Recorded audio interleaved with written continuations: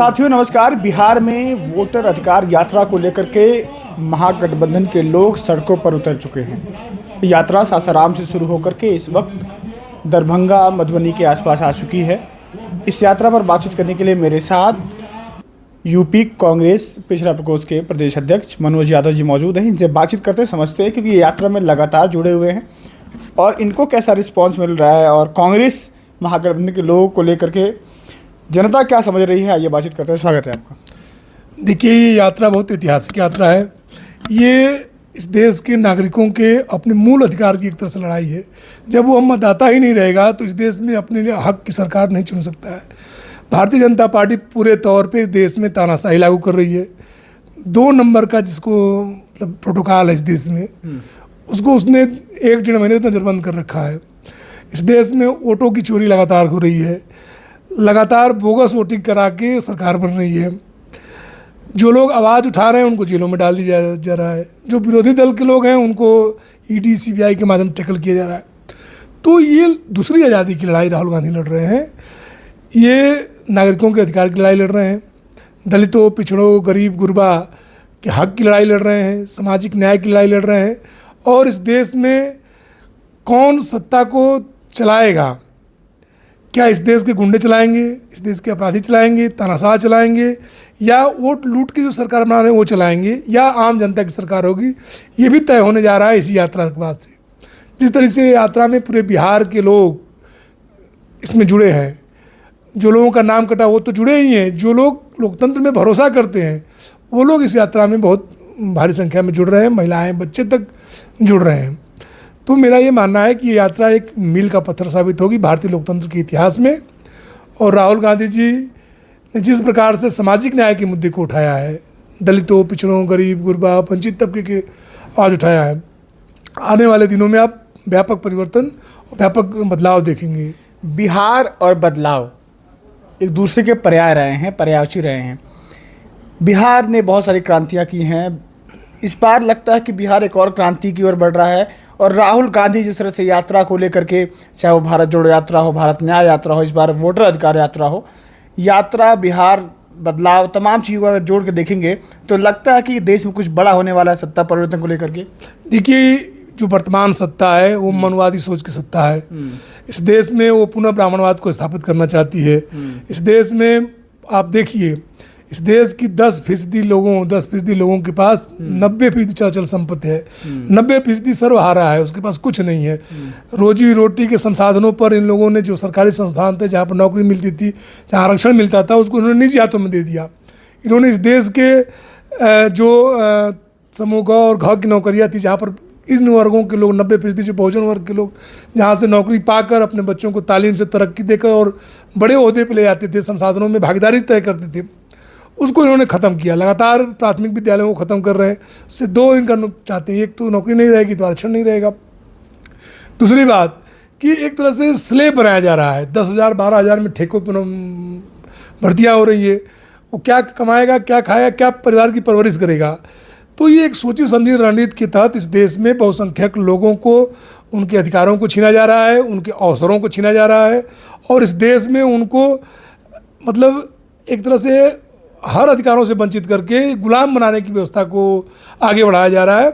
और जिस तरीके से एनएफएस किया जाता है विश्वविद्यालयों में, सरकारी नौकरियों में, लेटरल एंट्री में, इससे आप देख सकते हैं कि सरकार की मंशा क्या है।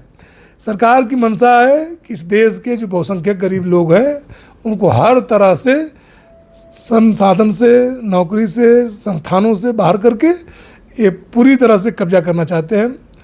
2-3 पूंजीपतियों के हाथों में इस देश के सभी संस्थानों को देकर और सत्ता का केंद्रीकरण करके इस देश में आम लोगों को, गरीब लोगों को डराकर धमकाकर सरकार बनाना चाहती है। डबल इंजन की सरकार है बिहार में। मुख्यमंत्री जो यहाँ के ओबीसी समाज से आते हैं, देश के प्रधानमंत्री ओबीसी समाज से आते हैं। अब क्या चाहिए आप लोगों को?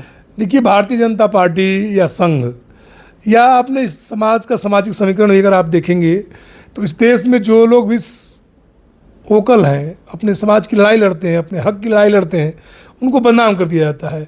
जो लोग इस ब्राह्मणवादी वर्णवादी व्यवस्था के साथ मिल जाते हैं उन लोगों को ये लोग अच्छा मानते हैं, उनका प्रचार करते हैं। ये जो यहाँ के जो नीतीश बाबू हैं उनके आंखों पे पर्दा पड़ गया है, उन्हीं के लोगों का वोट काटा जा रहा है, उन्हीं के लोगों को दमन किया जा रहा है। भाई पिछड़े वर्ग से ही तो आते हैं। और जो मोदी कहते हैं कि वो पिछड़े और गरीब माँ के बेटे हैं, उस गरीब माँ का आप हाल देख लीजिए उस बेटे का, कि इस देश की सारी संपत्ति जिनको हमने निजीकरण से सार्वजनिकरण किया था, इस देश में हमने आम लोगों को जीने के लिए अवसर दिया था, वो 2 लोगों के लिए खाली काम कर रहा है, एक अडानी के लिए, एक अंबानी के लिए। आप समझ सकते हैं कि दुनिया के पैमाने पे मैं पूंजीपति होना मैं बुरा नहीं मानता हूँ, लेकिन आप देखेंगे कि यूरोप के जो, जैसे आप अमेरिका में जाइए, वहाँ के स्पेस एक्स का मालिक है, उसने उसका इजाद किया, नया इनोवेशन किया, रिसर्च किया, एक नई चीज़ लेके आया तो अपना कमा रहा है पैसा। माइक्रोसॉफ्ट का जो था, उसने कंप्यूटर का एक सॉफ्टवेयर डिजाइन किया, उसके आधार पे वो काम करता है। और तो हम जैक डोर्सी को देख लीजिए आप, अमेरिका के लोगों को देख लीजिए, जैसे आपका फेसबुक है, फेसबुक का मालिक है। अमेरिकी चाइनीज़ कंपनियों को देख लीजिए, अपना प्रोडक्ट ले आती है, मार्केट में ले आती है, लोगों को पसंद आता है, खरीदते हैं। आप बताइए अडानी कौन प्रोडक्ट पैदा करता है? वो क्या करता है? इस देश के संसाधनों का दोहन करके, इस देश के, आज के अखबार में 2.5 लाख करोड़ रुपये का कर्ज उस व्यक्ति के ऊपर है। तो सरकारी पैसे से, सरकारी संसाधनों से वो लूट करके वो इतना बड़ा आदमी बना हुआ है। दुनिया की तमाम संस्थाएं उसको कह रही हैं को फ्रॉड है, और पैसे का हेरा फेरी करके वो बना हुआ है। इवन सेबी के में मिली भगत है उसमें। तो सरकार का पूरा संरक्षण है। एक व्यक्ति अपनी साख के लिए, पूरे अपने एक व्यवसाय के लिए दुनिया के स्तर पर भारत की साख को गिरा दिया और भारत को एक पिछलग्गू राष्ट्र बना दिया। जो कभी भारत गुट निरपेक्षता का एक देश हुआ करता था, उसकी स्वतंत्र आज़ाद नीति होती थी इस देश में, उसको इसने ले आके कहीं अमेरिका के चरणों में डाल दिया, कहीं चीन के चरणों में डाल दिया, कहीं रसिया के चरणों में डाल दिया। भाई आपके जो ये देश हैं, आपकी भी हिता से थोड़े नहीं है, आप एक बड़े मार्केट हो, उसके मार्केट के सब ढूंढ रहे हैं तुमको। अच्छा, और बिहार पर लौटते हैं। ये वोटर अधिकार यात्रा जो है, लगता है कि केंद्र की सत्ता को बदल देगी, पलट देगी? 100% बदल देगी। ये वोटर अधिकार नहीं है, ये पूरी तौर पे आम नागरिकों के अवसर और अधिकार की लड़ाई है। सिर्फ वोटर अधिकार से मत जोड़िए। राहुल गांधी जी इसको बहुत व्यापक पैमाने पर इसको हर मुद्दे से लेकर चल रहे हैं, और जो आवश्यकता है आम लोगों की, जो आम लोगों की ज़रूरतें, उसकी ये लड़ाई है। और सबसे बड़ी लड़ाई ये है कि आपके अपने मौलिक अधिकार की लड़ाई है। इस लोकतंत्र को ख़त्म करने की साजिश की जा रही है, उसके खिलाफ ये लड़ाई है। हम जरूर जीतेंगे। न्याय और इंसाफ और सत्य की लड़ाई हमेशा जीती ही जाती है।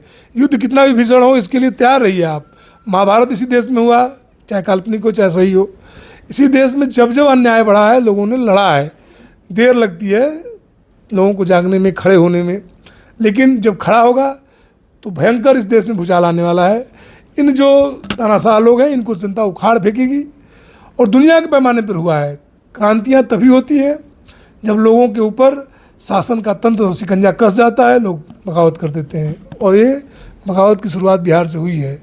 आप चुनाव होते रहेंगे, आते जाते रहेंगे, ये लड़ाई और आगे तक बढ़ेगी। जी, शुक्रिया आपका, धन्यवाद। मैं बता दूं कि राहुल गांधी के पिता राजीव गांधी ने इस देश में वोट देने का अधिकार 21 साल से घटा करके 18 साल किया था।